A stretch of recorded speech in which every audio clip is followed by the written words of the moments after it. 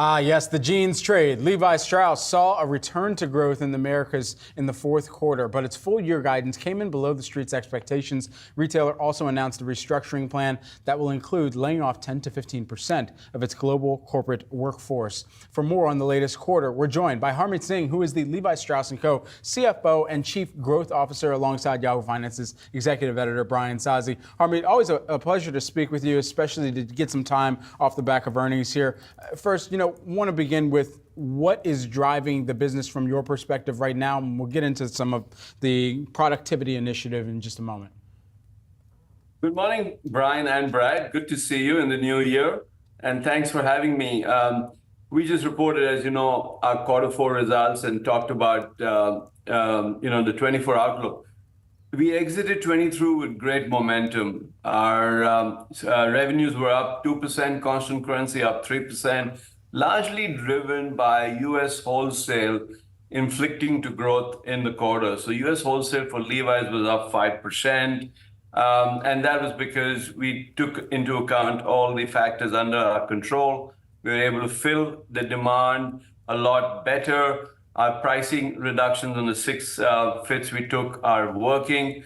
And we introduced a wonderful pipeline of products as we got into the holiday season. Holiday season, which for us is, because we closed in November, is a combination of November and December. What we call Nocember was fairly strong, up low single digits, direct-to-consumer business up 9%, and robust gross margins. Overall, financially, we reported EPS up 30%, EBIT margins, were up 300 basis points at up 41%.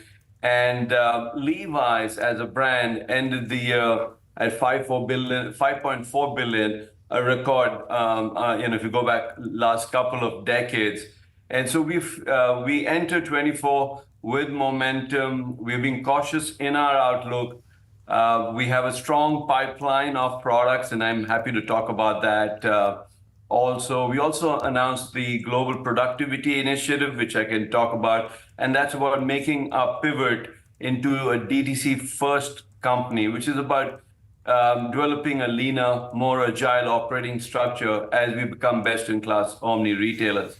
So let me stop and pause there, and you can ask more questions. Harmeet, hang with me here. It's Brian. Good to see you. I recently got back from a trip to Detroit earlier in the week, and my hotel was right next to a JCPenney. The parking lot was empty, and the mall itself looked like it was straight out of 1987. Nobody was going there.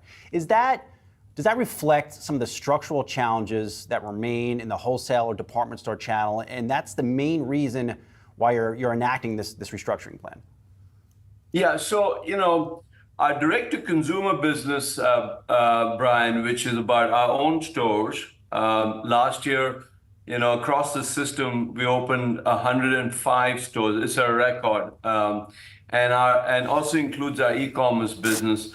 That business has been growing, at a low double-digit, high single across the world. And for example, in Q4, we reported positive comps both in our stores and across the region. And DTC is now about 43% of the business, on the way to 55%. Now, DTC first doesn't mean DTC only. We work very well with our wholesale customers. We need them to enhance our distribution globally because our stores cannot be present everywhere. And that's why we're the market leader. To a question about specific customers, it's about engaging customers. It's about engaging consumers. And as we make this pivot to a DTC first company, we will, engage with our customers so that we can work with them and bring to the end consumer, the same level of experience, and more importantly, the assortments that we are winning on our DTC business across to wholesale. And that's where we think being a hybrid player over the long term is probably the best answer for us as an omni-channel retailer. Let's talk about some of the trends that you're seeing here from the consumer with that 11% jump that you mentioned in your DTC business. I also saw the 50% jump that you guys are seeing in sales of denim skirts and dresses. You mentioned the product pipeline there just a moment ago. More specifically, what new products do you see driving that growth that you're forecasting here for 2024? Yeah, first, shout out to all our product and people and our merchants, and Michelle Gass is taking over as CEO because she's putting a lot more focus into product. So the things that we are excited about,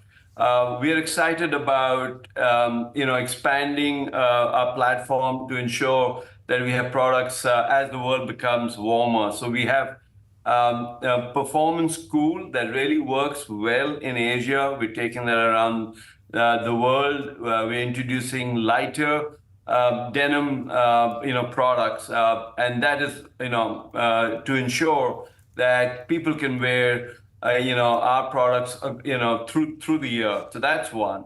The second is to your point about dresses and skirts. We are underpenetrated in the market, and the idea is we, as a market leader in denim, needs to own denim lifestyle, and that's why the introduction of skirts, that's why the introduction of dresses, which is home run, and we're just getting started.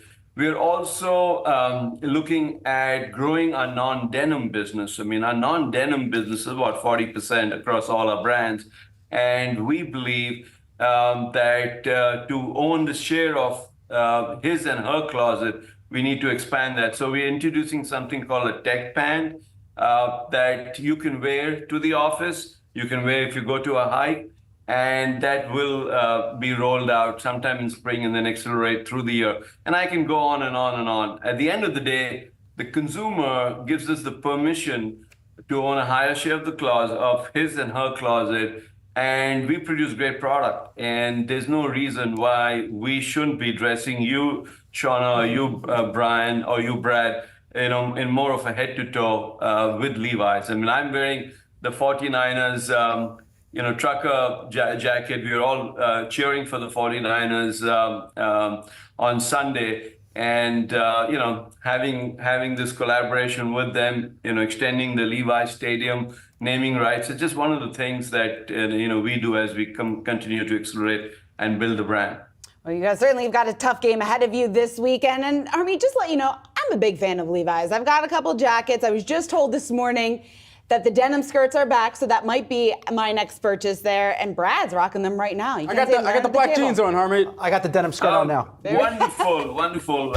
And some of our, wonderful. See, you guys are brand marketeers. I love it. Who knew? I'm not going to ask Brian if he's wearing, the Levi's shoes, but I know he loves them. He's got the Well, socks. he's wearing the skirt, so I don't know if we want to know anymore. Harmeet, always great to talk to you. Thanks so much for taking the time to join us here following your quarter. And of course, our thanks to Sazi as well.